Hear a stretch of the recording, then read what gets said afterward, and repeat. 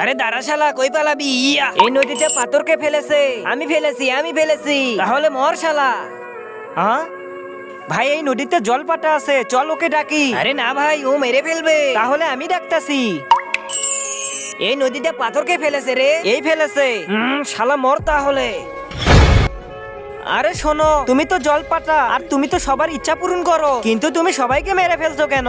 প্রথম তো আমি সবার ইচ্ছাই পূরণ করতাম, কিন্তু একদিন এক বুড়োর ইচ্ছা ছিল যে আমার থেকে ইচ্ছা পূরণ করতে চাইবে তাকেই মেরে ফেলবো। তাহলে এর থেকে বাঁচার কোনো উপায় বলো। উপায় আছে, ওই বুড়ো যদি আবার এসে আমার থেকে ইচ্ছাটি ফিরিয়ে নেয়, তাহলে আমি ওকে নিয়ে আসতেছি।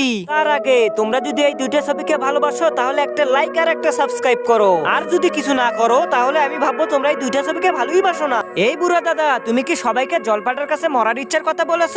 হ্যাঁ, শালার কাছে তো রাশিয়াল মাল চেয়েছিলাম, কিন্তু শালা শুধু বুড়ো মাল এনে দেয়। দাদা, তোমার ওই ইচ্ছাটি ফিরিয়ে নাও। তাহলে আমার আবার কি লাভ হবে? এই রাশিয়ান মাল তোমাকে দিয়ে দেবো। আরে বাবা, দাদা জলপরীকে ডাকো আর তোমার ইচ্ছাটি ফিরিয়ে নাও। ঠিক আছে। আরে কোন শালা নদীতে পাথর মেরেছে রে? এই যে দাদা মেরেছে। শালা বুড়ো মর তাহলে। আরে আরে দাদা, এটা কি হলো?